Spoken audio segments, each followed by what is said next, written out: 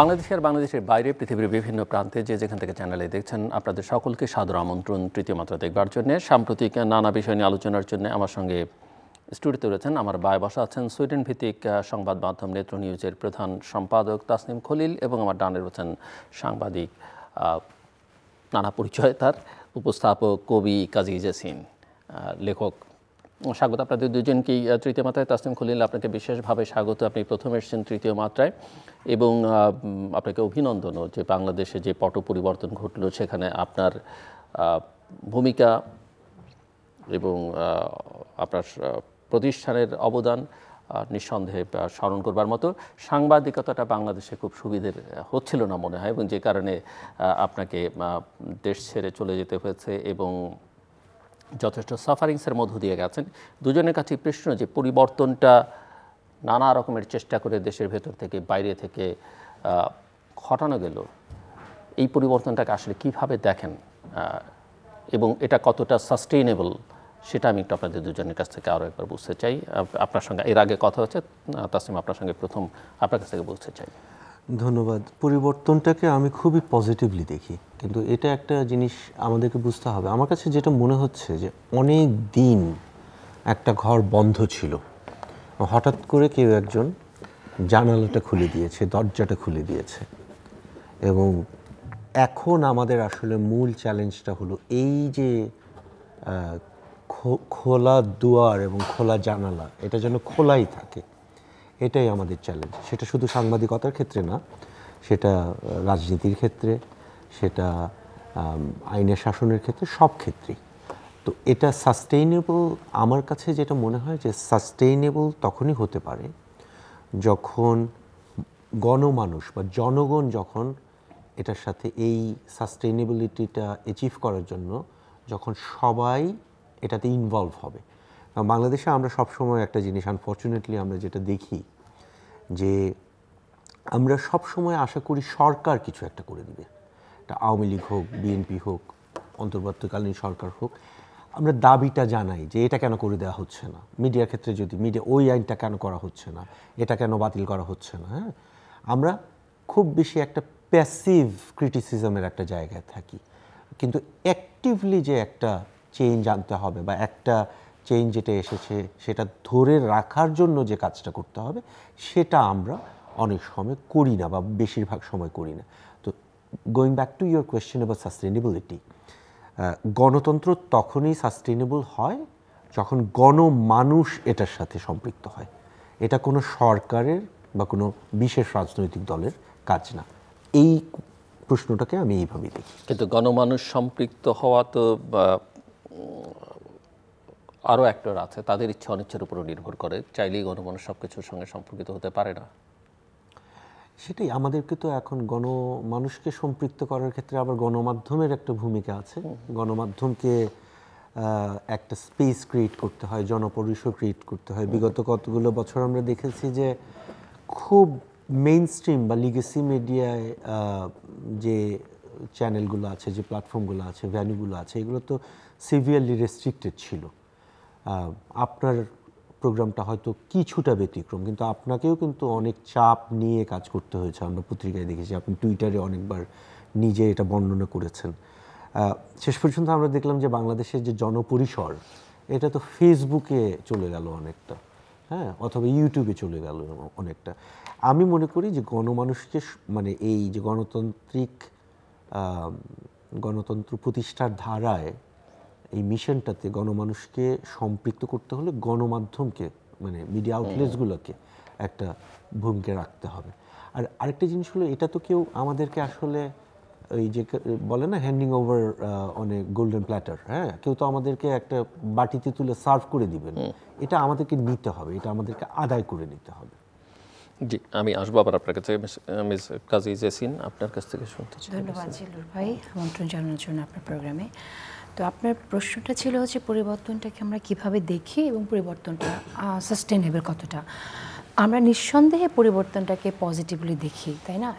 এত দীর্ঘ সময় ধরে এইভাবে নির্যাতিত হওয়ার পর আপনি জানেন গণমাধ্যমে যারা বিশেষ করে আমরা সত্যের পক্ষে থাকার চেষ্টা করেছি তারা তো আমরা এই দিনটার অপেক্ষায় ছিলাম যে কবে সত্য কথাটা বলতে পারবো। সেই দিক থেকে অবশ্যই আমাদের একটা অনেক বড় প্রাপ্তি যে আমি আজকে কথা বলতে পারছি, আপনি নির্দ্বিধায় নিঃসংকোচে নির্ভয়ে অনুষ্ঠান করতে পারছেন, এটা আমাদের অনেক বড় প্রাপ্তি। তো নিশ্চয়ই আমি পরিবর্তনটাকে অনেক পজিটিভলি দেখি। শুধু গণমাধ্যমের স্বাধীনতার কথা তো এখানে না, এখানে প্রশ্নটা হচ্ছে যে বাংলাদেশের গণমাধ্যমের স্বাধীনতার সাথে সম্পর্কিত আরও অনেকগুলো বিষয় আছে, সেটার সাথে আইনের শাসনের ব্যাপারটাও আছে এবং সেটার সাথে আপনার যেটা কিনা আমাদের মূল মন্ত্র, যেটা দিয়ে আমরা চলি, যে মূল বই কেতাব যেটা দিয়ে আমরা রাষ্ট্রকে পরিচালনা করব, সংবিধান, সেটার প্রশ্নও আছে। এই যে পরিবর্তনটা, এই পরিবর্তনটা কিন্তু আমাদের মধ্যে এক ধরনের চেতনাকে জাগিয়ে দিয়েছে। সাধারণ মানুষ কিন্তু এই চেঞ্জগুলো, এই পরিবর্তনের মধ্য দিয়ে গণঅভ্যুত্থানের পরবর্তী সময়ে আমরা চেয়েছি যে এই সংস্কারগুলো সম্পন্ন হোক। এখন প্রশ্ন হচ্ছে এই সংস্কারগুলো আদৌ সম্পন্ন হবে কিনা এবং এই সংস্কারগুলো সম্পন্ন করার জন্য যে মেলবন্ধনটা দরকার বর্তমান অন্তর্বর্তীকালীন সরকারের সাথে রাজনৈতিক দলের, কারণ সংস্কার কিন্তু যে সংস্কারগুলোর প্রয়োজন সেটা কখনোই একটি সরকার, এরকম একটি অন্তর্বর্তীকালীন সরকার 3 মাসে, 3 বছরে, 5 বছরে করতে পারবে না। রাষ্ট্রের ভেতরে অসুখ, গভীরে অসুখ, সেই অসুখ আপনি কখনোই 1-2 বছরে সারতে পারবেন না।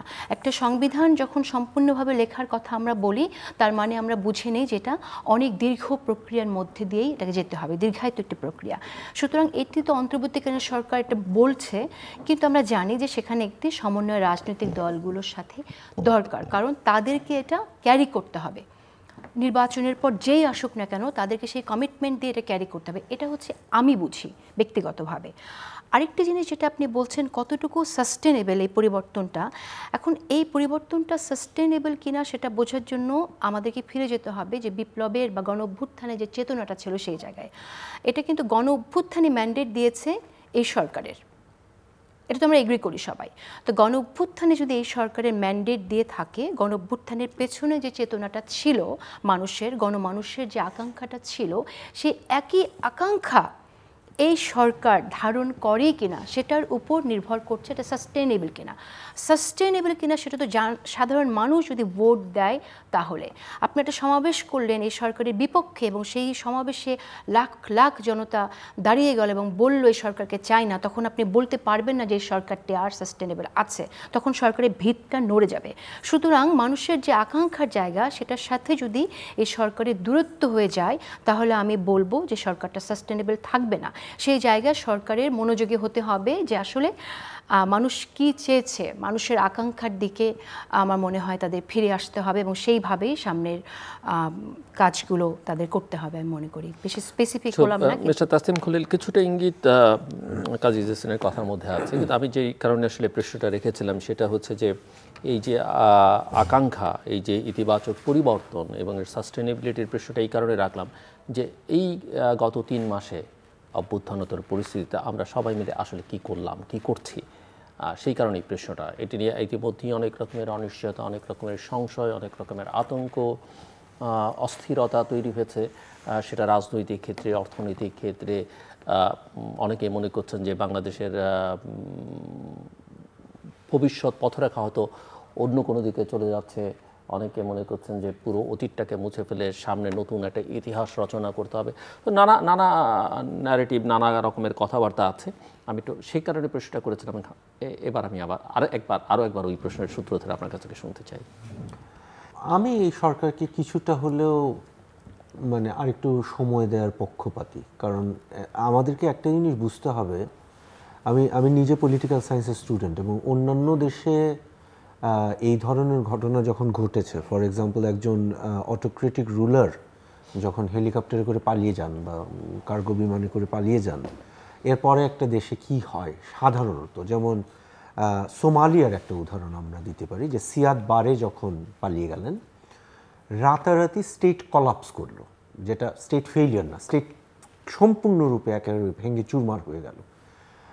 বাংলাদেশে কিন্তু এটা হয়নি। তো এটা আমি বাংলাদেশের জনগণকে এই ক্রেডিটটা দিব যে আমরা দেখেছি যে 5 তারিখ থেকে 8 তারিখ পর্যন্ত বাংলাদেশে কোনো সরকারই ছিল না। তো আমার সাথে যখন মানে বিদেশিদের কথা হয় এই বিষয়ে, আমি তখন তোমাদেরকে বলি যে আচ্ছা লন্ডনে বা ইউএসএতে যদি তোমাদের প্রেসিডেন্ট বা প্রাইম মিনিস্টার হঠাৎ করে ওয়ান ফাইন মর্নিং পালিয়ে যায়, তাহলে তোমাদের রাজধানীর অবস্থাটা কি হবে? এত ভয়ঙ্কর।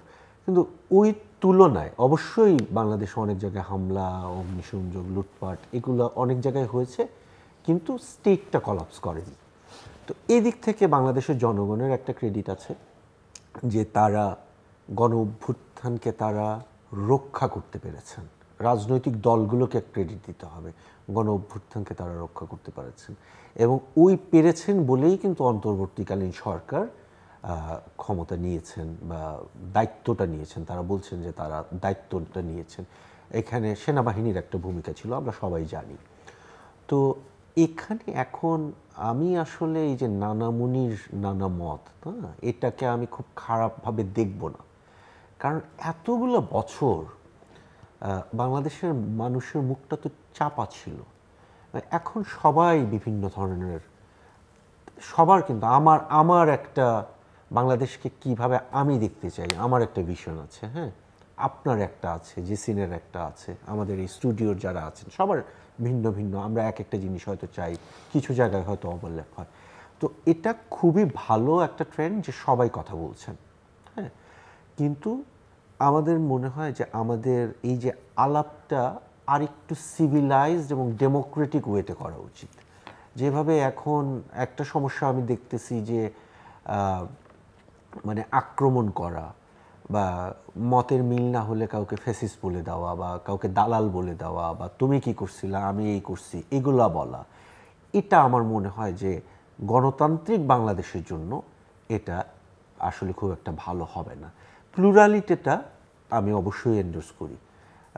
আমার একেবারে বিরুদ্ধ মতের যারা আছেন তাদের কথাটাও আমি শুনতে চাই, একই টেবিলে বসে শুনতে চাই, কিন্তু চিৎকার চেঁচামেচি করা ছাড়া।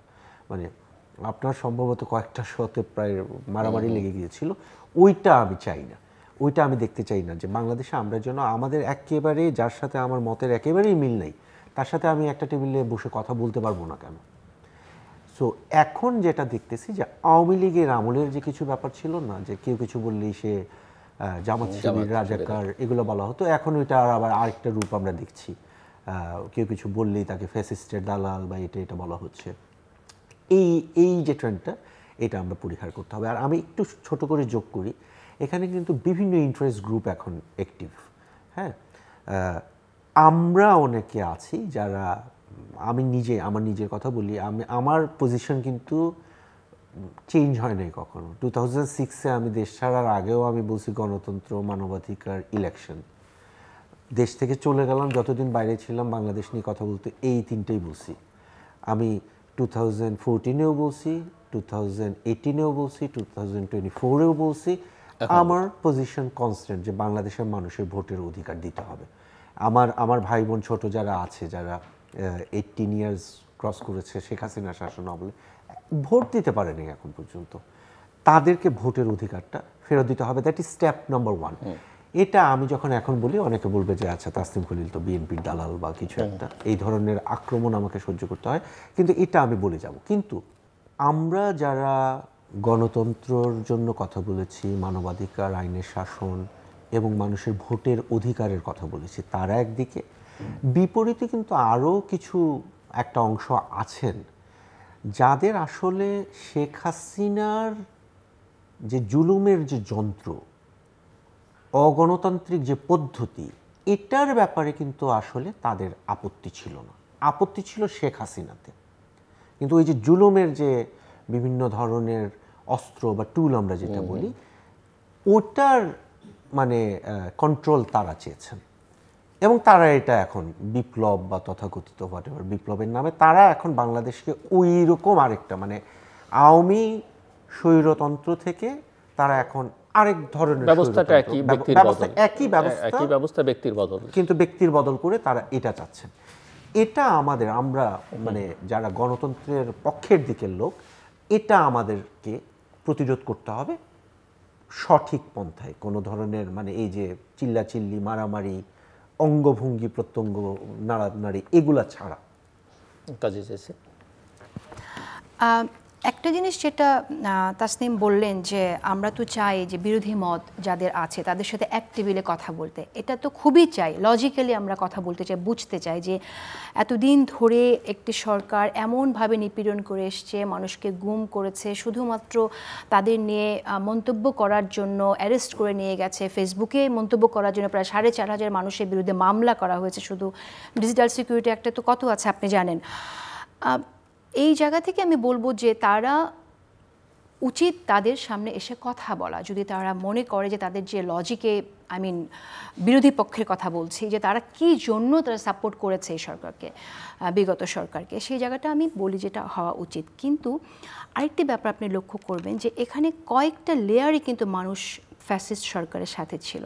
একটা হচ্ছে আপনার তারা, যেটা তাসনিম অলরেডি বললেন, যে টুল হিসেবে ছিল, তারা ব্যবহৃত হয়েছে, ব্যবহৃত হতে চেয়েছে, মুনাফার পরিবর্তে, সুবিধা নেওয়ার পরিবর্তে তারা বিভিন্ন সুবিধা দিয়ে তারা ব্যবহৃত হয়েছেন। এটা একটা গ্রুপ। আরেকটা গ্রুপ আছে যারা অ্যাক্টিভলি প্রকাশ্যে দস্যুপনা করেছে রাস্তায় নেমে। আর তৃতীয় যে গ্রুপটা আছে, যেটা আপনার ধরেন ভয়ে তারা কিছুই বলে নেই, নীরব হয়েছিল, একদম কোনো বেনিফিশিয়ারিও না, কিন্তু কিছুই বলে নেই, তাদেরকে তো আপনি অপরাধী বলতে পারেন না। একজন মানুষের শুধু বাঁচতে চাওয়ার, যে আমি দেশের জন্য লড়াই করব না, শুধু আমি আমার 2টো বাচ্চা নিয়ে বা 3টা বাচ্চা নিয়ে খেয়ে পড়ে বেঁচে থাকবো, তার তো এটা অপরাধ না। তো সাথেও নাই পাঁচেও নাই, সাথেও নাই পাঁচেও নাই, সুতরাং তাদেরকে নিয়ে তো কোনো আপনার এখানে কথা আসবেই না। কিন্তু যে ব্যক্তিটা বেনিফিট নিয়েছে এবং বেনিফিট নেওয়ার পর বিনিময়ে সে নানানভাবে সহযোগিতা করেছে টুল হিসেবে, তাদেরকে আইডেন্টিফাই না করলে প্রবলেমটা হয়ে যাবে, যাকে তাকে আমরা ফ্যাসিস্ট বলে ফেলবো। ফ্যাসিস্ট বলে ফেলবো যখনই দেখবো সে লড়াই করেনি ফ্যাসিস্টের বিরুদ্ধে, তার মানেই তুমি ফ্যাসিস্টের পক্ষে ছিলে, এটা বলে ফেলবো। সেই জন্য প্রত্যেকটা সংস্থার, বিশেষ করে আমি গণমাধ্যমে কাজ করি বলে গণমাধ্যম নিয়েই বলবো, যে উচিত যারা গণমাধ্যমে কাজ করেছে তাদের ভূমিকা কি ছিল, এটা বিশেষভাবে এটা তদন্ত হওয়া উচিত, যাতে করে আমরা সবাইকে গালিটা না দিয়ে ফেলি যে বিগত সরকারের সময় ফ্যাসিস্ট গণমাধ্যমে ছিল, তারা এই করেছে, এই তারাটা যেন সবাই না হয়। কারা কারা কী ভূমিকা তাদের ছিল এটা যদি স্পষ্ট হয়, তাহলে এইভাবে গণহারের ট্যাগিংটা বন্ধ হয়ে যাবে বলে আমি মনে করি। আরেকটি বিষয় হচ্ছে, যেটা আমরা দেখছি এখন ঘটছে, সেটা হচ্ছে যে আপনার ভয় থেকে আমি বলবো এটা করছে, যারা গণমাধ্যমে কাজ করেছিল তারা এখন হঠাৎ করে সবাই যে 1 মাস আগে সরকারের পক্ষে কথা বলে গেছে, সে 1 মাস পরে এই সরকারের, আওয়ামী লীগ সরকারের বিপক্ষে অনেক সময় দিচ্ছেন, আর 1 মাসেরও কম, একদম 1 সপ্তাহ না, আবার তো মনে হয় 5 তারিখ থেকে, 5 তারিখে চুপচাপ ছিল, তারপরেই শুরু করে দিয়েছে, 1 ঘন্টা বলা যায়। তারা এখন সেই সরকারের বিপক্ষে কথা বলছে এবং বর্তমান অন্তর্বর্তীকালীন সরকারের যারা গণঅভ্যুত্থানের সাথে ছিল তাদের প্রশংসা করছে। এই যে একটা অবস্থা, এটা একটা এমন বিভ্রমের সৃষ্টি করেছে যে কে ভালো কে মন্দ, কোনটা কালো কোনটা সাদা, এটা তো সাধারণ মানুষ বুঝতে পারবে না। সেই জন্য আমি মনে করি যে এটা একটা, যেমন ধরেন আমি যদি গণমাধ্যমের কথাই বলি, একটি বাইরের মানুষ যদি চিন্তা করে সে আপনাকে চিনবে, হয়তো মিডিয়ার সামনে এসেছে বলে আমাকে চিনবে, তাসনিমকে চিনবে, কিন্তু যে মানুষটা পেছনে কাজ করেছে তাদেরকে কিন্তু চিনবে না। তো পেছনের যে মানুষটা ছিল, যে কেউ হয়তো লড়াইও করেছে সেখান থেকে ফ্যাসিস্টের বিরুদ্ধে, তার সামান্য ভূমিকা হলেও সে রেখেছিল, আবার কেউ হয়তো পেছনে থেকে সবসময় ভূমিকা রেখে গেছে কি করে ফ্যাসিস্ট দস্যুর হাতকে আরও ক্ষমতাবান করা যায়, তাদের নামটা তো সবাই জানবে না। তো সেটা আমার মনে হয় একটা তদন্ত করা উচিত, মিডিয়ার একটা কমিশন, অনেক কিছু সংস্কারের কথা শুনছি আমরা, এটা আসলে গণমাধ্যমে যারা দায়িত্বে আছেন, তথ্য মন্ত্রণালয় এই কাজগুলো করতে পারে, তাদের উইং থেকে বিভিন্ন উদ্যোগ নিয়ে সরকারিভাবে করতে পারে। প্রশ্ন হচ্ছে যে সেই টুলসটা কার হাতে আপনি তুলে দেবেন, সেটা একটা বড় প্রশ্ন।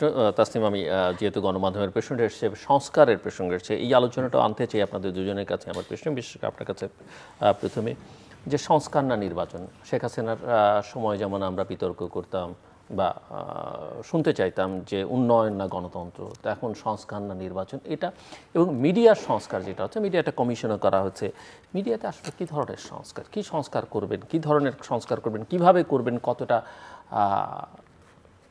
করা যায় আসলে? মিডিয়া সংস্কার এটা তো বিশ্বের অন্যান্য দেশেও যেখানে হয়েছে, আমরা তো মানে নতুন করে তো আর we don't have to reinvent the wheel. এবং মিডিয়া সংস্কার যখন আসে অন্যান্য জায়গা থেকে একটু ডিফারেন্ট। এটা আমরা তো মিডিয়াকে ফুড স্টেট বলি না। প্রথমত হলো যে এইখানে কিন্তু মানে উন্নত দেশে বা গণতান্ত্রিক দেশগুলোতে, ইভেন আমাদের পার্শ্ববর্তী নেপালেও আমরা দেখব যে মূলত মিডিয়ার সংস্কারটা মিডিয়ারই কাজ, মানে ইন্ডাস্ট্রির কাজ। সরকার এটা করে, মানে সেটাই বলছিলাম যেটা ভেতরকার কাজ। এটা ভেতরকার কাজ। যেমন খুব নর্মাল কিছু জিনিস, যে বাংলাদেশের যে মিডিয়া ইন্ডাস্ট্রি, এটার মানে সম্ভাবনা অফুরান। আমরা এত বড় একটা দেশ ইয়ের দিক থেকে, জনসংখ্যার দিক থেকে, যে আমাদের মিডিয়া মার্কেটটা দেখলে, ধরেন আমার জার্মান কলিগরা, আমরা যখন ডিডব্লিউতে একটা ডকুমেন্টারি করি, তো ওদের সাথে আমার ওই একটা ডকুমেন্টারির আগের দিন রিলিজ হবে, এর আগের দিন আমার কথা হচ্ছিল। তো ওরা ওকে জাস্ট মজা করে জিজ্ঞেস করতেছে যে কত ভিউ হতে পারে। এটা 24 ঘন্টার মধ্যে এটা 1 মিলিয়ন ক্রস করবে। দে ওয়ার শকড, এটা কি বলতেছো তুমি? এবং ওইটা সম্ভবত 6 বা 7 ঘন্টার মধ্যে it cross the 1 million view, and they were like কি, মানে অদ্ভুত ব্যাপার। কিন্তু এটা আমার বাংলাদেশের জন্য এটা কিন্তু খুবই নর্মাল। আমি মার্কেটের ইনর্মিটিটা বলছি। এই মার্কেটটা দেখেন কেউ কিন্তু ট্যাপ করেনি, মানে বিজনেস সেন্সে কেউ ট্যাপ করেনি। সবগুলা বেশিরভাগ মিডিয়া হাউস, কয়েকটা ছাড়া আছে, ডেইলি স্টার, প্রথম আলো, প্রফেশনালি তারা জার্নালিজমকে একটা বিজনেস প্রোডাক্ট হিসেবে মানুষের কাছে সেল করতে চেয়েছে। অনেক সমালোচনা আছে, সেখানে যাচ্ছি না। কিন্তু বাকি বেশিরভাগ মিডিয়া হাউসগুলো যদি আপনি দেখেন, তারা ইভেন প্রফিট মোটিভটাও দেখেনি। তারা যেটা করেছে, তারা মূলত তাদের ওনারদের রাজনৈতিক স্বার্থ, যেটা গোষ্ঠী স্বার্থ, সেটা রক্ষা করতে চেয়েছে। আওয়ামী লীগের কিছু চ্যানেল ছিল, তারা তো সরাসরি একেবারে কোমর বেঁধে রাজনৈতিক প্রোপাগান্ডা করেছে। হ্যাঁ, তো আমাদের মিডিয়াতে প্রথমে আমাদের বিজনেসটা ঠিক করতে হবে, যে জনগণের সামনে আমরা ভালো জার্নালিজম, ভালো সংবাদ, ভালো এন্টারটেইনমেন্ট এটা কিভাবে দিতে পারি। আরেকটা হলো সেলফ রেগুলেশন, যে আমি খুব বেসিক কিছু জিনিস, যেমন আমার বিরুদ্ধে আপনি যদি একটা রিপোর্ট করেন, আপনি আমাকে অন্তত সুযোগ দেবেন আমার বক্তব্যটা জানবেন, এটা একেবারে বেসিক। হ্যাঁ, অথচ আমি আপনাকে একটা উদাহরণ দিই, বাংলাদেশের পত্রিকায় আমার ব্যাপারে গত কয়েক বছরে অসংখ্য রিপোর্ট ছাপা হয়েছে, এবং সেগুলো ডেইলি স্টার, প্রথম আলোর মতো পত্রিকাতেও কিন্তু ছাপা হয়েছে। হ্যাঁ, ফর এক্সাম্পল মিলিটারির যে কি বলে আইএসপিআর, তারা একবার ওই আল জাজিরার ডকুমেন্টারি আসার পরে আমার নামে একটা করলো, ওইখানে মানে বেশ কয়েকজনের মধ্যে আমি হলাম অখ্যাত নেত্র নিউজের কুখ্যাত সাংবাদিক। হ্যাঁ, একেবারে ভার্বেটিম এই জিনিসটা বাংলাদেশের পত্রপত্রিকায় চেপে দিল। একটা পত্রিকা, একটা টিভি চ্যানেল থেকে কিন্তু আমাকে একটাবার বলা হয় না যে ভাই এইটার ব্যাপারে আপনার বক্তব্যটা কি। হতে পারে আমি এটার কোনো বক্তব্য দিব না, কিন্তু বক্তব্যটা কি। এই জিনিসগুলো কি সরকার ঠিক করে দিবে? এই জিনিসগুলো কি মিডিয়া রিফর্ম কমিশন ঠিক করে দিবে, আইন করে দিবে? এটা তো আমার কাজ, এটা তো আমার ইন্ডাস্ট্রি স্ট্যান্ডার্ড কীভাবে সেট করব, সেলফ রেগুলেশন কীভাবে করব। সরকার যেটা করতে পারবে, সরকার ডিরেগুলেট করতে পারে আমার মার্কেটটাকে। সরকার বলতে পারে যে তুমি সাংবাদিক, তোমার লাইসেন্স আছে, সো তোমার ব্যাপারে যদি কোনো কেস হয়, তাহলে বিশেষ একটা কোর্টে, যেটা সুইডেনে হয়, সেখানে এটা আমরা ট্রাই করব, নর্মাল কোর্টে আমরা করব না। এই ধরনের কিছুটা স্পেশাল ট্রিটমেন্ট সরকার মিডিয়াকে দিতে পারে। হ্যাঁ, যেটা দোষের কিছু না। পার্লামেন্টে এমপিদের ইমিউনিটি আছে। হ্যাঁ, তো সেক্ষেত্রে বা জাজেসদের, যা ওনারা যখন জাজমেন্ট দেন, সেখানে ইমিউনিটি আছে। তো ফোর্থ স্টেটকে একটু স্পেশালি ট্রিট করা আমি অগণতান্ত্রিক কিছু দেখি না, বা বৈষম্যও দেখি না এখানে, যদি সেটা করা হয়। তো সেক্ষেত্রে আমি বলবো যে মূল দায়িত্বটা আমাদের মিডিয়ার সংস্কার করতে হলে, এবং মিডিয়া কমিশনকে এটাই করতে হবে। অন্যদিকে আপনি যদি বিএনপির যে পজিশনটা, আমি যতদূর জানি, যেমন তারা যখন আন্দোলনরত ছিলেন তখন কিন্তু তারা কিছু ওয়াদা করেছেন জাতির সামনে, 31 দফা, 10 দফা, অনেক দফা দিয়েছেন। এর মধ্যে আবার মিডিয়া নিয়ে তারা একটা ডিটেইল প্ল্যান দিয়েছেন, এবং সেখানে আবার তারা বলেছেন যে তারা একটা প্রেস ফ্রিডম ল করবেন, মডেলড আফটার দ্য সুইডিশ ল। হ্যাঁ, আমি জানি না, হয়তো নেত্র নিউজকে দেখে তারা একটু উৎসাহিত হয়েছেন, হয়তো হলে আমি খুশি হব। কিন্তু এটা যদি আসলে তারা করেন, যে ওয়াদাটা তারা বাংলাদেশের জনগণের কাছে এবং সাংবাদিকদের সামনে করেছেন, তারা যদি এটা রাখেন, তাহলে বাংলাদেশের গণমাধ্যম ট্রুলি স্বাধীন, যেটা বলে, সেদিকে যাবে। কমিশন নিয়ে জানতে চাইছেন তো, গণমাধ্যমের কমিশন।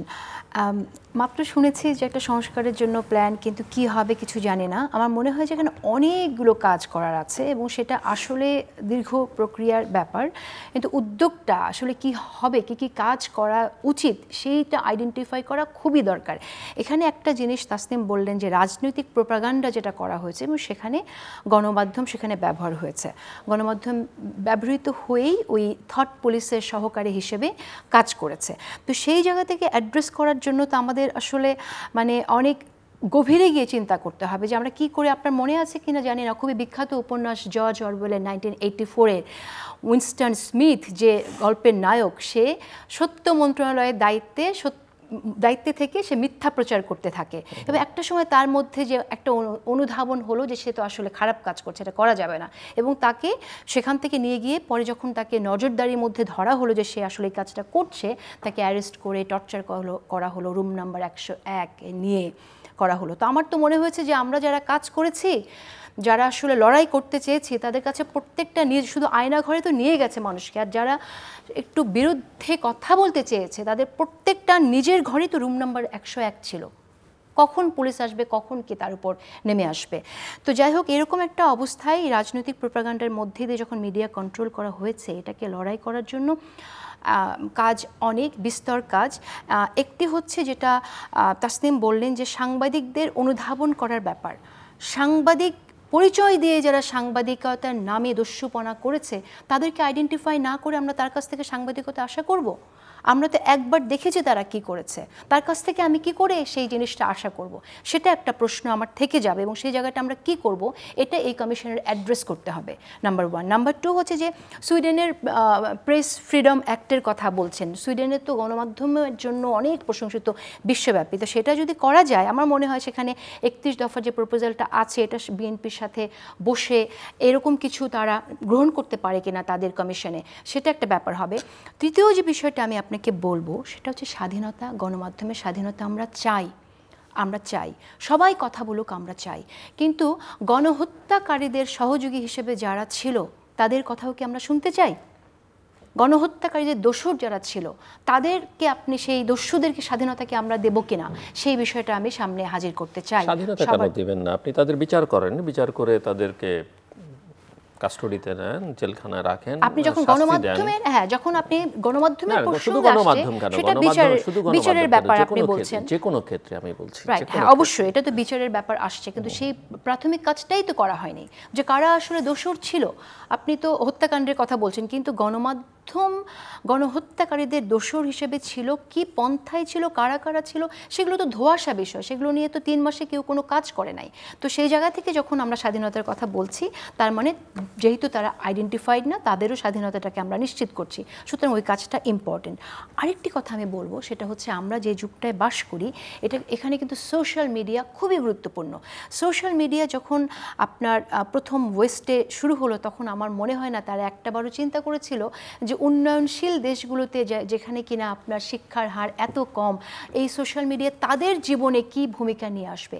সোশ্যাল মিডিয়ার কারণেই আজকে 15 বছর মানুষ সাফার করার পরে একটা গণহত্যা সংঘটিত হয়েছে। কিভাবে হয়েছে এখানে আমি বলি, একজন ফ্রেঞ্চ চিন্তক গি ডিভোর নাম,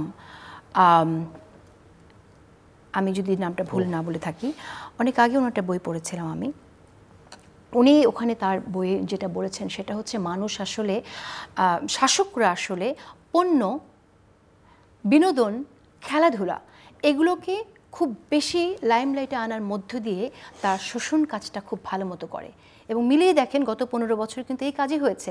আপনি একজন নায়ক কয়টা বিয়ে করেছে সেটা নিয়ে আপনার নিউজ হচ্ছে, ঘন ঘন নিউজ হচ্ছে, তার 2 স্ত্রী কী বলছে এবং কারা কতগুলো বিয়ে করছে, কে কোথায় গান করছে বেসুরো, সেগুলোই আমাদের এখানে আপনার মেজর মিডিয়াতে নিউজ হয়েছে। তারপর আপনার খেলাধুলার জন্য তাদেরকে নিয়ে কত রকম আয়োজন হচ্ছে, আপনার স্টেডিয়ামে চলে যেতে চাইছে, আপনার প্রাইম মিনিস্টার এবং সেগুলোকে লাইমলাইটে আনা, এগুলো তো মানুষকে আসলে মূল জায়গাটা থেকে মনোযোগ সরিয়ে দেয়া, বিনোদনকে হ্যাঁ হ্যাঁ সো এই যে বিনোদনের দিকে মনোযোগ নেওয়া, পণ্যের দিকে। এবং আমি যে জায়গাটায় ছিলাম সোশ্যাল মিডিয়া কি করেছে, মানুষের মধ্যে পণ্যের যে একটা আকাঙ্ক্ষা জাগিয়ে দিয়েছে। মানুষ তখন তো ওই কমোডিটির পেছনে ছুটেছে, আমি কি করে এই দামি প্রোডাক্টে পাবো। সে সোশ্যাল মিডিয়ায় দেখছে একজনের ঘরে আছে, আমার ঘরে নেই, তার মনোযোগ যে ওই দামি জিনিসটা কী করে পাবে। সে তো আসলে তখন এই যে আরেকজনের সাথে অন্যায় হচ্ছে, রাষ্ট্রের ন্যায়ের প্রতিষ্ঠার জন্য যে লড়াই, সে তো তখন রাস্তায় নামবে না, সে তো ঘরে আছে কি করে ব্র্যান্ডের একটি প্রোডাক্ট তার বাড়িতে সে নিয়ে আসবে। তো এইভাবে এই কাজগুলো হয়। তো সেই জায়গা থেকে আমি বলবো যে সোশ্যাল মিডিয়াকে আপনার গুরুত্বের সাথে নিতে হবে, সেখানে কি করে কাজ হয়। আরও একটি বিষয় যেটা আসলে এখনই ঘটছে এবং একটু সময় দেবেন জলিল ভাই, আমি একটু বলি, এটা এখনই ঘটছে এবং সেটা আগামীতে আরও ব্যাপকভাবে ঘটবে সোশ্যাল মিডিয়ায়। সেটা হচ্ছে আপনার মিথ্যা তথ্য ছড়ানো, প্রোপাগান্ডার ছড়ানো। এখন যখন আপনার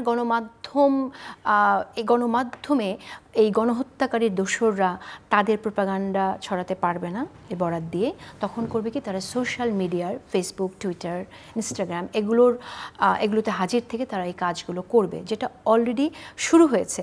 এই জায়গা থেকে মিথ্যা তথ্য ছড়ানো হবে এবং এটাকে কি করে আপনারা অ্যাড্রেস করবেন। সাধারণ মানুষ তো এটা বুঝবে না। আমি এমন অনেককেই শুনেছি, এই যে ফেসবুকে বলেছে ওটা হয়ে গেছে, আরে ফেসবুকে বলেছে মানে ফেসবুক তো কোনো নিউজ প্ল্যাটফর্ম না, সেখানে হয়তো কেউ একটা মিথ্যা তথ্য ছড়িয়ে দিল এবং এটা সাধারণ মানুষ এটা বিশ্বাস করলো। এই জায়গায় আমি বলবো সরকারের গুরুত্বের সাথে কাজ করা উচিত। এই যে মিডিয়া কমিশন, যারা গণমাধ্যম কমিশন করেছে, তাদের উচিত এই জায়গাটা নিয়ে কাজ করা। তারা কিভাবে করতে পারে, তারা একটা স্কুল পর্যায়ে মিডিয়া লিটারেসি ট্রেনিং দিতে পারে, তারা জেলা পর্যায়ে, উপজেলা পর্যায়ে, ডিভিশনে বিভিন্ন ক্ষেত্রে মিডিয়া লিটারেসির ট্রেনিং যদি দেয়, দেখেন একটি স্কুলের বাচ্চাও যদি জানে কোনটা সত্যি কোনটা মিথ্যা, সে কিন্তু তার বাবাকে বা মাকে গাইড করতে পারে। তো এর মধ্য দিয়ে আমাদের উচিত আসলে এই ডিসইনফরমেশন, মিসইনফরমেশন এগুলোকে ফাইট করা মনে করি। তাসিম খলিল, উনি মনে করছেন যে মিসইনফরমেশন, ডিসইনফরমেশন, প্রোপাগান্ডা এই প্রবণতা আরও সামনের দিকে বাড়বে, আপনি কি মনে করেন? এবং সোশ্যাল মিডিয়ার সঙ্গে মেইনস্ট্রিম মিডিয়ার যে এখানে যে মেইনস্ট্রিম মিডিয়ার জন্য কতটা চ্যালেঞ্জ আসলে সোশ্যাল মিডিয়া, সেটা আরেকটা দিক। আরেকটা পৃষ্ঠ আমার কাছে এখানে মালিকানার প্রসঙ্গটা এসছে, বা গণমাধ্যম যে ভূমিকায় ছিল, কতটা মালিকানা দায়ী আর কতটা যারা প্রফেশনাল হিসেবে কাজ করেছেন তারা নিজেরা দায়ী?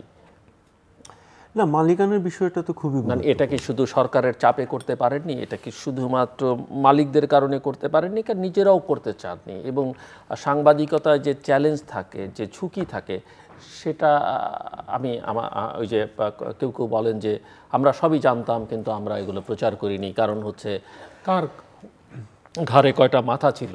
এটা কি আসলে কোনো সাংবাদিকের মুখে বলা মানায় কিনা আমি এটা বুঝতে চাই না। বা আমি ধরেন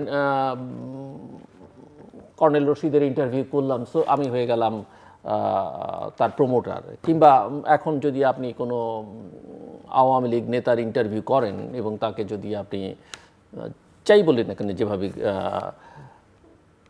সেটা তাকে প্রমোট করা হবে কি না, বা এটা করতে গিয়ে কারো ভয় আমি সেখান থেকে নিজের সাংবাদিক হিসেবে দূরে থাকবো কি না, এইসব প্রশ্ন, মানে এইসব জিনিস আমরা তো এখন দেখছি এবং বিগত দিনগুলোতে দেখেছি। তো সাংবাদিক আসলে কি করা উচিত? কি মালিকানার ব্যাপারটা আমি যদি আপনাকে বলি, যে বাংলাদেশে তো মিডিয়া মালিকরা ব্যবসা করার জন্য মিডিয়া দেন নেই, মালিক হন নেই। ধরেন একটা উদাহরণ আমি দিই, যে আমি ঢাকা শহরের নদী, খাল, বিল, জলাশয় ভরাট করে আমি জায়গা বেদখল করে, খুন করে, ভয় দেখিয়ে জায়গা অনেকগুলো দখল করে আমি একটা সিটি বানালাম। হ্যাঁ, সিটির মধ্যে সিটি। তো এই সিটির ব্যাপারে তো এখন আমাকে একটু আমার বিরুদ্ধে বিভিন্ন প্রচারণা আছে এবং এটার জন্য আমাকে এক ধরনের প্রোটেকশন নিতে হবে।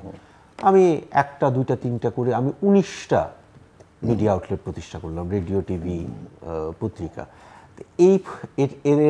এদেরকে তো মূলত সাংবাদিক হিসাবে মালিকরাই ট্রিট করেন নাই, এরা বলো তদবিরবাজ বা গার্ড ডগ যেটাকে বলা হয়, যে এরা আমাকে রক্ষা করবে। হ্যাঁ, জনগণের কাছ থেকে আমাকে রক্ষা করবে, আমি একটা ভূমিদস্যু, আমাকে রক্ষা করবে। এরকম বিভিন্ন সেক্টরে আমি যতদূর জানি যে বাংলাদেশের প্রধান রিয়েল এস্টেট কোম্পানি সবগুলোর একটা করে পত্রিকা আছে মিনিমাম, মানে বড়গুলার তো আরও 2-3টা করে আছে। এটা গেল একটা। এদের কাছ থেকে তো আমরা সাংবাদিকতা কি আশা করব, কারণ তারা তো সাংবাদিকতার ব্যবসায় আসেই নেই।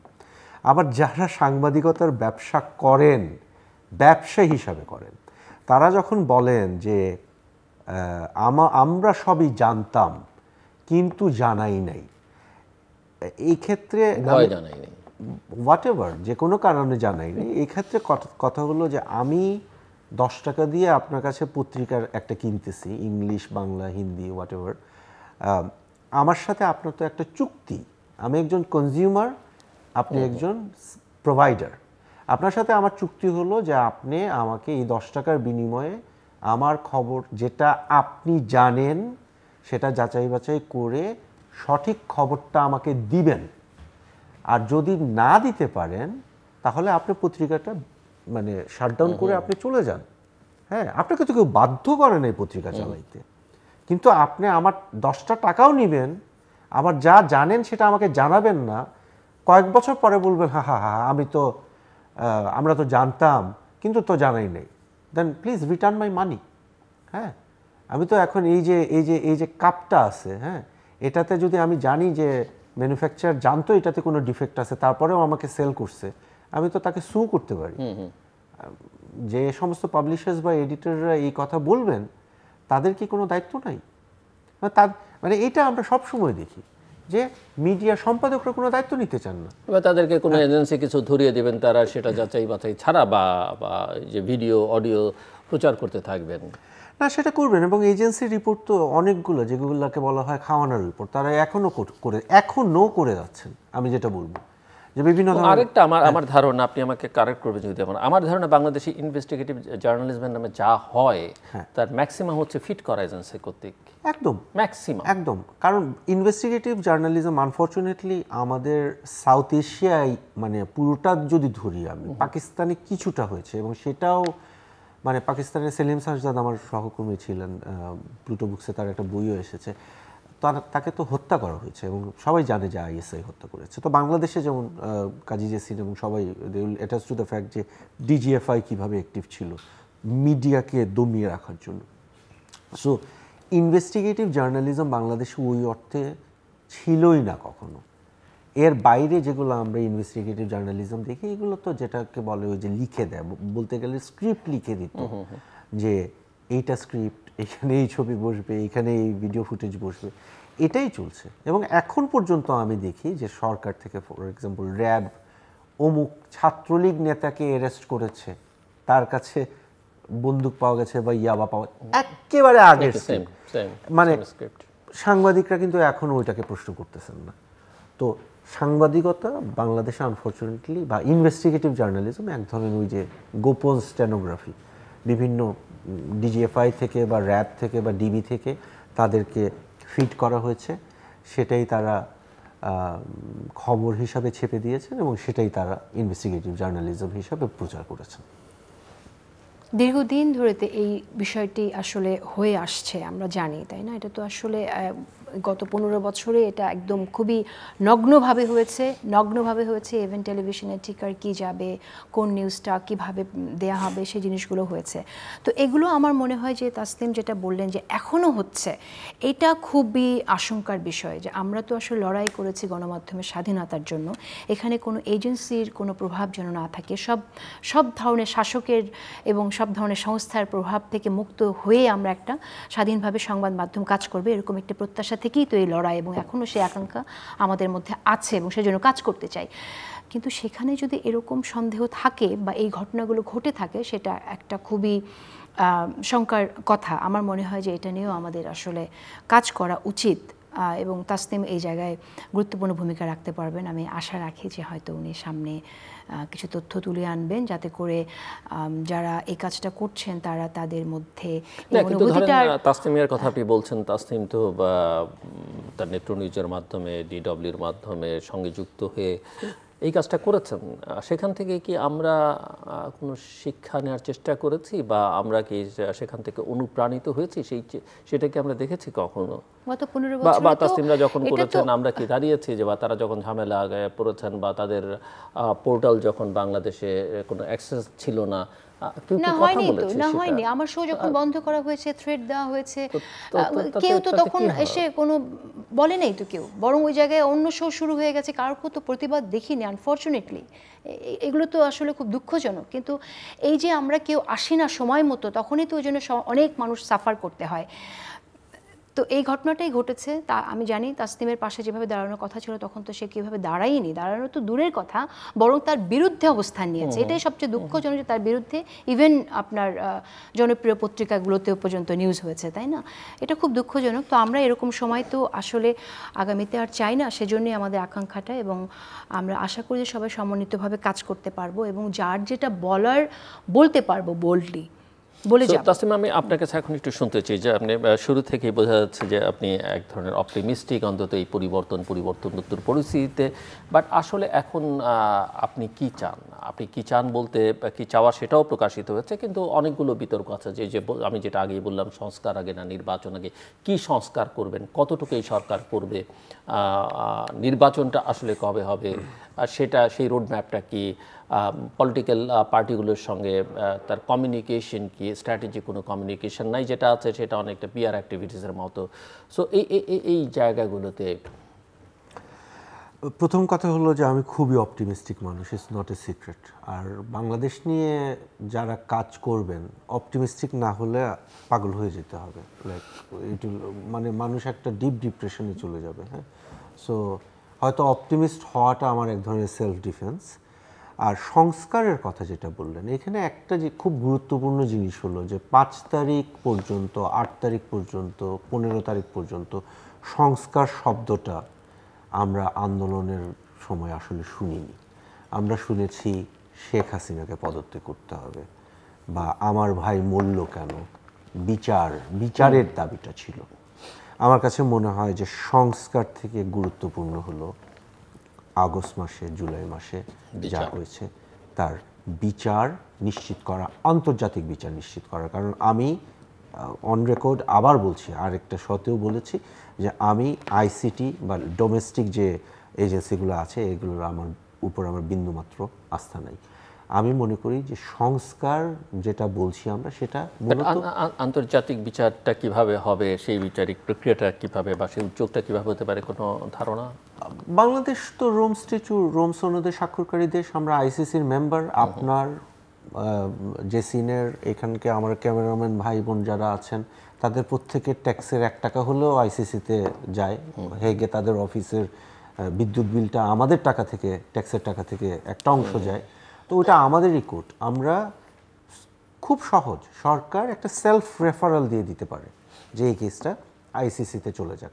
এখানে বাংলাদেশ সরকারের মধ্যে এখনকার যারা আছেন তাদের মধ্যে 3টা আপত্তি আছে মূলত। একটা হলো যে এটা তো যদি হয় তাহলে আইসিসিতে রেফার করা হলে এটা খুব সমস্যা হয়ে যাবে, এটা অনেক দীর্ঘসূত্রিতা হয়ে যাবে, দীর্ঘ সময় লাগবে। অসুবিধা কি, দীর্ঘ হোক, ভালো বিচার হোক, ভালো বিচার হোক এবং আন্তর্জাতিকভাবে গ্রহণযোগ্য বিচার হোক। এমন বিচার হোক যে বিচারের ফলাফল যাই হোক না কেন, সেটা আওয়ামী লীগ, বিএনপি, বৈষম্য বিরোধী ছাত্র আন্দোলন, শেখ হাসিনা, ডক্টর ইউনূস, খালেদা জিয়া, তারেক রহমান, জয়, সবাই অ্যাকসেপ্ট করেন, এমন একটা বিচার শুধুমাত্র আমার কাছে মনে হয় এই মুহূর্তে আইসিসির পক্ষেই সম্ভব। এবং আমরা ওই কোর্টের অংশ। All it tax is referring this case to the prosecutor of the ICC. এটা তারা প্রথম একটা আপত্তি হলো দীর্ঘসূত্রিতা। দ্বিতীয় যেটা তারা বলেন না, 2টা আছে। একটা হলো যে মৃত্যুদণ্ড। হ্যাঁ, বাংলাদেশের মানুষের, বিশেষ করে শাহবাগ অনওয়ার্ডস, বাংলাদেশের মানুষের মধ্যে একটা মানে গুরুতর ধরনের মৃত্যুদণ্ড ফ্যাটিশ, আমি এটাকে বলি ফাঁসিবাদ, ফেসিবাদের অপোজিট ফাঁসিবাদ। যে আপনার এই যে 3য় মাত্রার যে চাটা হলো, হ্যাঁ, এটা আমার কাছে খেয়ে ভালো লাগে নাই, চাওয়ালাকে ফাঁসি দিয়ে দাও। মানে যাই বলবেন, বাংলাদেশের সকল আন্দোলন, সকল সংগ্রামের একটা দাবি হলো ফাঁসি, ফাঁসি। হ্যাঁ, তো এই সরকারের মধ্যে আমি জানি যে সরকারের উচ্চপদস্থ, এমনকি উপদেষ্টাদের মধ্যেও অনেকে আছেন যারা ফাঁসির ব্যাপারে তাদের না, ফাঁসিটা রাখতেই হবে। হ্যাঁ, অথচ এই যে আইসিটির যে ট্রায়াল, এখন যে ট্রায়ালটা হচ্ছে, এই আইসিটির মাধ্যমে কতগুলো লোককে ফাঁসি দেওয়া হয়েছে। এবং এগুলো প্রত্যেকটা ধরে ধরে আপনি যদি রায়গুলো পড়েন আপনি দেখবেন যে অনেকের এখানে জেলই হওয়ার কথা না, তার ফাঁসি দেওয়া হয়েছে। এই কাদের মোল্লার ক্ষেত্রে যেটা হয়েছে, এটা তো কি বলবো, একটা ঢাকা শহরের শাহবাগের যে আন্দোলনটা, কাদের মোল্লা ওনার, আমি মনে করি এটা ফেয়ার ট্রায়াল হয় নাই এবং ডেফিনেটলি এটা একটা ভায়োলেশন, রেট্রোঅ্যাক্টিভলি আইন বদল করে তাকে আপিল করে ফাঁসি দেওয়া, এটা নিয়ে কিন্তু এখন ইনফ্যাক্ট জামাতে ইসলামীও কথা বলে না আনফরচুনেটলি, কারণ তাদের জন্য তাদের জন্য হয়তো এটা যাদেরকে ফাঁসি দেওয়া হয়েছে তারা শহীদ, হ্যাঁ, মার্টিয়ার ফিগার, তাদের রাজনীতির জন্য এটা সহায়ক। কিন্তু আসলে ওই মামলাগুলো নিয়ে আপনি কয়টা বিশ্লেষণ দেখেছেন, জামাতের কাছ থেকে শুনতে পেরেছেন? সেটাও হয়নি। কিন্তু আমরা কিভাবে এইরকম একটা টেন্টেড একটা কোর্টে বিচার করে আবার আমরা আরও কিছু মানুষকে ফাঁসি দিয়ে দিব, এটা একটা সমস্যা। এখানে সমস্যা হলো যে মানে যারা এই আইসিটিতে শেখ হাসিনা থেকে শুরু করে তারেক সিদ্দিক, বেনজির, হারুন, মনিরুল, যারা দেশ ছেড়ে চলে গেছেন আমরা যতদূর জানি, একজনকেও ফেরানো যাবে না। এবং আনফর্চুনেটলি উপদেষ্টা আসিফ নজরুল যেটা বলেছেন, আমরা সর্বোচ্চ চেষ্টা করব ফেরাতে। বাংলাদেশে ইন্টারপোলের রেড নোটিস জারি করে কাকে ফেরত আনা হয়েছে? ইউ ইন্টারভিউড সামওয়ান যিনি ফাঁসির দণ্ডপ্রাপ্ত আসামি। শেখ হাসিনার মানে সর্বোচ্চ শেখ হাসিনার ব্যক্তিগত প্রতিহিংসামূলক চেষ্টা ছিল তার বাবার হত্যাকারীদেরকে ফেরত আনতে। কাকে পেরেছেন তিনি? যারা ওয়েস্টে গিয়ে থেকেছেন। তো এটা আসলে সম্ভব হবে না। কিন্তু না, আমি যখন ফেসবুকে এটা নিয়ে যখন লিখি তখন বলে মানে ওরা সারা জীবন পালায় থাকুক, কিন্তু বাংলাদেশে ফাঁসি এটা আমরা বন্ধ করতে পারবো না, এমন একটা ফেসিনেশন। আর আরেকটা হলো প্রতিশোধ পরায়ণতা। যে কিছু মানুষ যারা হয়তো কোর্টের সাথেও জড়িত আছেন, তাদের ব্যাপারটা হলো যে না, আমাদের পছন্দের কিছু নেতাদেরকে ফাঁসি দেওয়া হয়েছে, এখন আমরাও আওয়ামী লীগের ব্যাপারে একটা ইয়ে করে আমরাও দেখাই দিব যে আমরাও পারি, আমাদের কোর্ট দিয়ে, আমরা ডোমেস্টিক কোর্ট দিয়ে ইয়ে করবো। তো এই যে একটা রেজিস্ট্যান্স, এটাও আছে এখানে বাংলাদেশে। একটা গোষ্ঠী, বিশেষ করে আর্মি মিলিটারির যে একটা কর্নার, এনারা বাংলাদেশে যেমন জাতিসংঘের অফিস হোক, হিউম্যান রাইটস অফিস হোক, এটা তারা চান না। এবং এটার জন্য তারা বিভিন্নভাবে চেষ্টা করছেন, অপপ্রচার করছেন, মিথ্যা তথ্যের একটা কথা বললেন।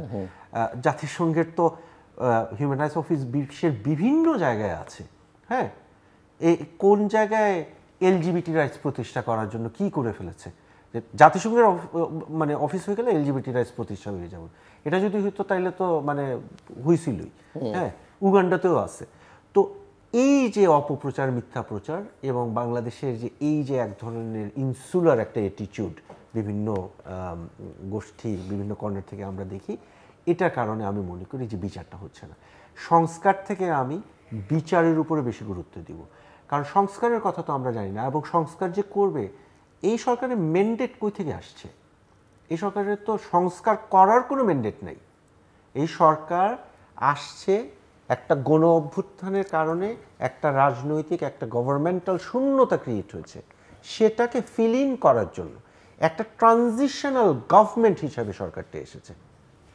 এবং এই সরকারের একটা ট্রানজিশনাল গভর্নমেন্ট হিসাবেই আচরণ করা উচিত। এবং ট্রানজিশনটা কি? পয়েন্ট এ থেকে পয়েন্ট বিতে যাবেন। পয়েন্ট এ হলো গণ অভ্যুত্থানে এই শেখ হাসিনার ছবি দেখা যাচ্ছে, উনি পালিয়ে গেছেন।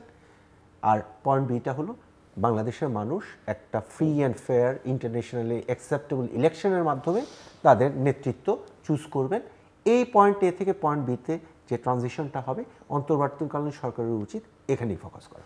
সো আমরা একেবারে শেষ প্রান্তে 2 মিনিট করে ক্লোজিং রিমার্কস কাজী জেসিন। আমার মনে হয় যে অনেকগুলো বিষয় এসছে। আমি যদি একটু মিডিয়ার ব্যাপারটা বলি, সেটা হচ্ছে যে মিডিয়ার মালিকানা নিয়ে কথা এসেছে। তো মিডিয়ায় আসলে কারা মালিক হয়েছে, কাদেরকে লাইসেন্স দেওয়া হয়েছে, এটা যদি দেখি তাহলে আমরা দেখব যে মন্ত্রীদের এবং সরকারের সব সময় যারা ক্লোজ ছিল এই বিগত সরকারে, তাদেরকে লাইসেন্স দেওয়া হয়েছিল। তো এবং তারা লাইসেন্স নিয়ে দলের জন্য কাজ করবে, এটাই তো স্বাভাবিক। আনফর্চুনেটলি আমরা এমনও দেখেছি যে সাংবাদিক মালিক হয়ে, সাংবাদিক নামে মালিক হয়ে তারাও আপনার সুবিধা নিয়েছে। তো এরকম একটা জায়গা থেকে বের হতে গেলে আমাদের দেখতে হবে যে মিডিয়ার মালিক কারা, কাদেরকে আসলে মালিকানা দেয়া হচ্ছে, এবং তারা মানে একজন ব্যক্তি যে হাজার হাজার কোটি টাকার বিজনেস করে বুঝতে হবে সে কেন 100 কোটি টাকার একটা বিজনেসে ইন্টারেস্ট শো করছে, কারণ তার এটা ঢাল হিসেবেই ওই 1000 কোটি টাকার ব্যবসাকে রক্ষার জন্য ব্যবহার হবে, এটা বোঝা কথা। এর বাইরেও আরেকটা বিষয় আছে কিন্তু এখানে, সেটা হচ্ছে আপনার পত্রিকাগুলোর সার্কুলেশন রাজনীতি আছে এখানে, তারপর টিআরপি কিভাবে হচ্ছে, প্রত্যেকটা চ্যানেলের টিআরপি কিভাবে হচ্ছে, এগুলো অস্পষ্ট, এগুলো জানা দরকার। কর্পোরেট সেন্সরশিপ কিভাবে হচ্ছে এগুলো জানা দরকার, যে কর্পোরেশনগুলো বিশেষ করে আপনার মাল্টিন্যাশনাল যে কোম্পানিগুলো আছে বা এই দেশেরও অনেক বড় বড় ব্যাংক আছে, তারা আসলে কিভাবে কোন পত্রিকাকে বা কোন মিডিয়াকে কিভাবে সাপোর্ট দিয়ে এসেছে সেগুলোও দেখার আছে। আমার মনে হয় যে আগামীতে এই জিনিসগুলো অনেক স্পষ্ট হওয়া উচিত, এবং যাতে করে লাইসেন্স সত্যিকারই সাংবাদিক যারা তাদের কাছেই মূল ক্ষমতাটা থাকে, সেরকম একটা আইন আমরা চাইবো ভবিষ্যতে করা হোক, এবং খুব সহজেই যাতে করে চাইলেই একটা চ্যানেল যাতে বন্ধ করা না যায় বা পত্রিকা নিষিদ্ধ করা না যায়, বন্ধ করা না যায়, সেগুলো আইন হওয়া উচিত। যদি দোষ থাকে তাহলে নোটিশ দেওয়া যেতে পারে, অভিযোগের জন্য আপনার তদন্ত হতে পারে, তাকে বিভিন্ন আইন আছে আমাদের দেশে, অলরেডি অনেক আইন আছে, সেই আইনের প্রয়োগ হলে সেটা সম্ভব করা। আর প্রেস কাউন্সিলকে আপনার যদি অ্যাক্টিভেট করা যায়, সার্বভৌমভাবে প্রেস কাউন্সিল যদি কাজ করতে পারে স্বাধীনভাবে, তাহলে সেটাও আমাদেরকে অনেক সুরক্ষা দেবে বলে আমি মনে করি। আচ্ছা, আরেকটি বিষয় এখানে আসলো, সংস্কার নিয়ে কথা হচ্ছিল, রাইট, মানুষের ম্যান্ডেট নিয়ে কথা হচ্ছিল। আমার যেটা মনে হয় যে এই উপদেষ্টা পরিষদের আওতা বাড়াতে হবে, এটা আমরা অনেকেই বলে এসেছি, বাড়লো তো কিছুটা, বলছি আমি সেখানেই আসছি, বাড়াতে হবে অনেকেই আমরা বলে এসেছি। তো আমরা এটাও বলেছি যে গণঅভ্যুত্থানে চেতনার সাথে সম্পৃক্ত থেকে এটা করা হোক, গণঅভ্যুত্থানে মানুষ যা চেয়েছে, কিন্তু আমরা দেখলাম যে সেখানে যাদের উপদেষ্টা করা হয়েছে তাদের নিয়ে যথেষ্ট সমালোচনা আছে। আমি মনে করি এর মধ্য দিয়ে বর্তমান অন্তর্বর্তীকালীন সরকার অত্যন্ত দুর্বল হয়ে গেল। এখন এই সরকারের কাছে যারা কিনা রাজনৈতিক দলগুলো শুধুই নির্বাচন চাইছে, কখনো সবল মনে হয়েছিল? আমরা সবল করতে চেয়েছিলাম, মনে হচ্ছিল আমরা সবল করতে চেয়েছিলাম, আমরা চেয়েছিলাম যে সেখানে আপনার ফ্যাসিস্টের বিরুদ্ধে যারা দীর্ঘদিন ধরে আন্দোলন করে এসেছে, কথা বলে এসেছে, যারা দেশপ্রেমিক নাগরিক, তারা থাকুক এই অন্তর্বর্তীকালীন সরকারের পরিষদ, উপদেষ্টা পরিষদে, এবং কাজ করুক। তারা যেহেতু বিএনপি থেকেও সময় দেওয়া হচ্ছিল যে আপনারা কিছুদিন সময় নিয়ে কিছু সংস্কার করে তারপর নির্বাচন দিয়ে দেন, তো আমরা সেই জায়গা থেকে এটা চাইছিলাম। কিন্তু এখন এই উপদেষ্টা পরিষদের বর্তমান রূপের মধ্য দিয়ে, এই কলেবরের মধ্যে বাড়ানোর মধ্য দিয়ে আসলে তারা বৃদ্ধি না, নিজেদের পরিসরটা ছোট করে ফেললো, আসলে দুর্বল হয়ে গেল, আবারও স্পষ্ট করছি। তো সেই জায়গা থেকে আমার মনে হয় যে ওই তো সংস্কারের অনেক কথা বললেও এখন আর সম্ভব হবে না, মনে হয় তাদের রাজনৈতিক দলগুলোর সাথে একমত হয়ে নির্বাচনের কথা ভাবতে হবে।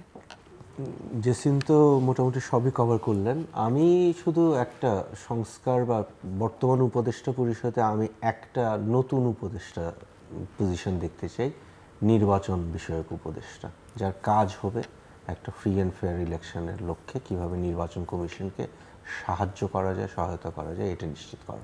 That is the only thing they are going to focus on. এটা হলো আমার একটা চাওয়া। হ্যাঁ, আর দ্বিতীয়, গণমাধ্যম নিয়েও কথা বললাম। এখন সাংবাদিকদের উদ্দেশ্যে আমি যদি একটা কথা বলতে পারি, একটা অনুরোধ, সেটা হলো যে আপনারা প্লিজ প্রশ্ন করাটা শেখেন। হ্যাঁ, আপনারা প্রশ্ন করেন। Journalism is the art of asking questions, not stenography. কোনো উপদেষ্টা যদি বিচার প্রক্রিয়া নিয়ে কোনো কিছু বলেন, ফর এক্সাম্পল বিদেশে থেকে আমরা ইন্টারপোলের রেড নোটিশ জারি করে আমরা সবাইকে ফেরত নিয়ে আসবো, ইউ হ্যাভ টু কোয়েশ্চেন যে না, আপনি ব্যাখ্যা করে বলেন কিভাবে আনা হবে, অতীত রেকর্ড কি। হ্যাঁ, আপনি শুধু ছেপে দিয়েন না যে অমুক উপদেষ্টা এই কথাটা বলেছেন। এখানে আছে, আমি বলি আসিফ নজরুল ভাই আমার অত্যন্ত প্রিয় মানুষ, কিন্তু আমি এখানে এসে যে কথাটা বলছি এটা হয়তো ওনার সমালোচনা হিসাবে শোনা, এটা একটা সমালোচনাও, এবং এটাতে আমি মনে করি না যে তার কোনো সমস্যা আছে। এইটা সাংবাদিকদের এই প্রশ্নগুলো করতে হবে।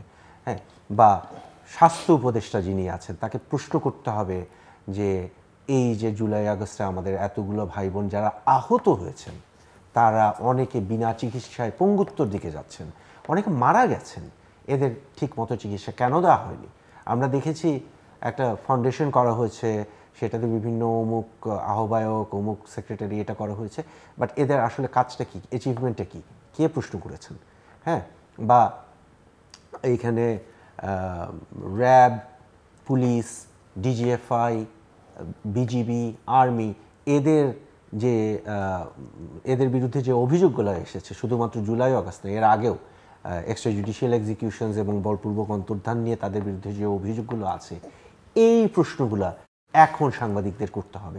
এবং আরেকটা যেটা বললাম যে আইসিটি, যদি আইসিটি দিয়ে এই যে জুলাই আগস্টের ম্যাসাকারের বিচার করতে হয়, তাহলে সাংবাদিকদের এই আইসিটির প্রতিটা এলিমেন্ট নিয়ে প্রশ্ন তুলতে হবে, যে আদালতকে ব্যবহার করে বাংলাদেশে অলরেডি অনেক মানুষকে জুডিশিয়াল মার্ডারের মুখোমুখি করা হচ্ছে, এটাকে কি সংস্কার করে আপনারা বিচারগুলো করবেন, এটা আগে জনগণের কাছে ব্যাখ্যা করেন আমাদের মাধ্যমে। Thank you.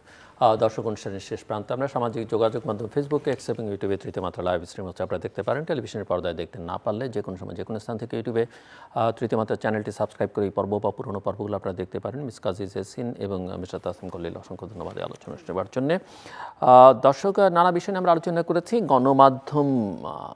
গণমাধ্যমের ভূমিকা, স্বাধীনতা, নানা বিষয় নিয়ে আলোচনা করেছি। অনেক সময় এর জন্য মালিকদের আমরা দায়ী করেছি, দায় যে তাদের নেই সেটা বলা যাবে না। সরকারকে দায়ী করেছি, তাদেরও দায় আছে, সেটাও অস্বীকার করা যাবে না। কিন্তু সাংবাদিক হিসেবে যারা আমরা নিজেদেরকে সাংবাদিক দাবি করি, তারা আসলে কি করেছি সেটাই মুখ্য প্রশ্ন। এবং ওই যে সাংবাদিকের যে দায়িত্ব, কাজ, প্রশ্ন করা, চ্যালেঞ্জ করা, প্রথা প্রতিষ্ঠানকে প্রশ্নের মুখে ফেলা, সেই কাজটা কেউ করেছেন এমন নজির খুব বেশি নাই বাংলাদেশে। এটা প্রথম কথা। দ্বিতীয় কথা, ওনারা দুজনেই মনে করেন যেটুকু কাজ করতে পারা উচিত ছিল সেটুকু কাজ যে এই সরকার করতে পারবে সেমনটি মনে হয় না। আর এটা যেহেতু একটা অন্তর্বর্তীকালীন সরকার, তার একমাত্র ম্যান্ডেট হচ্ছে একটা নির্বাচন আয়োজন করা। এই জন্য ওনারা মনে করেন যত দ্রুত নির্বাচন হয়, একটা অবাধ, সুষ্ঠু, গ্রহণযোগ্য নির্বাচন, এবং তার জন্য দরকার হলে নতুন নতুন উপদেষ্টা নিয়োগ করা হচ্ছে, আরেকজন উপদেষ্টা নিয়োগ করা হতে পারে, বা যারা আছেন তাদের মধ্যে থেকে একজনকে অন্তত একটা ভালো নির্বাচন অনুষ্ঠানের জন্য নির্বাচন কমিশনকে কীভাবে সহযোগিতা করা যায় সেই দায়িত্ব দেয়া। বিচার, জুলাই আগস্ট এবং পারলে আরও পেছনের 15-16 বছরে যা হয়েছে তার বিচার করা দরকার। এবং এই বিচারটা বাংলাদেশের বিচার ব্যবস্থার উপরে এখনও পর্যন্ত কোনো আস্থা অনেকেরই নাই, অনেক নাগরিকেরই নেই। ওনারা মনে করেন বিশেষ করে জুলাই আগস্টের ঘটনাবলীর যে বিচার, সেটা আন্তর্জাতিক আদালতে হওয়া উচিত। এবং সেখানে ফলাফল যাই হোক না কেন, বিচারের রায় যাই হোক না কেন, সেটা সবার কাছে গ্রহণযোগ্য হবে। বাংলাদেশের যে কোনো বিচার, যত ভালো বিচারই হোক না কেন, সেটা প্রশ্নের মুখে থাকবে, কারণ অতীত অভিজ্ঞতার আলোকে। দ্বিতীয় যে প্রশ্নটা, এই যে ফাঁসি চাই যেটা বিশেষ করে গণজাগরণ মঞ্চের সেই সময় থেকে শুরু হয়েছে, এই প্রবণতা থেকে আসলে বাংলাদেশকে বেরিয়ে আসতে হবে, এবং এটা অনেকের মধ্যে আছে, একে নিশ্চিহ্ন করে ফেলতে হবে। এবং সেই সূত্র ধরে এই প্রসঙ্গটাও এসেছে যে প্রতিশোধ পরায়ণতার যে সংস্কৃতি বাংলাদেশে শুরু হয়েছে, সেটাও শেষ করতে হবে। কোথাও থেকে শুরু করতে হবে, এবং কোথাও না কোথাও খারাপ বিষয়গুলোকে শেষ করতে হবে, এবং সেটা যত খারাপ প্রতিপক্ষই হোক না কেন, না হলে এই বৃত্তচক্রের মধ্যে আমরা চিরকাল ঘুরপাক খেতে থাকবো। কাজে শুরুটা আসলে করতে হবে, এবং সেই শুরুটার একটা সুযোগ তৈরি হয়েছিল জুলাই আগস্টের ঘটনা প্রবাহের মধ্য দিয়ে, কিন্তু সেই সুযোগ কিন্তু আমরা হারিয়ে ফেলতে বসেছি। যদিও এটা আমার কথা, কিন্তু আমার দুপাশ থেকে অতিথিরা বেশ আশাবাদী, এবং তারা আশাবাদী থাকতে চান, এবং এটাও তো অবশ্য তারা বলেছেন আশাবাদী না থেকে কাজ করলে আসলে পাগল হয়ে যেতে হবে। তো তারা পাগল হতে চান না, আমিও চাই না, বোধ করি আপনারাও চাই না, কিন্তু যে কাজটা আমাদের করা দরকার সে কাজটা আমরা যেন সবাই মিলে করতে পারি। আমাদের সঙ্গে থাকবার জন্য অসংখ্য ধন্যবাদ, আপনাদের সবার জন্য শুভকামনা।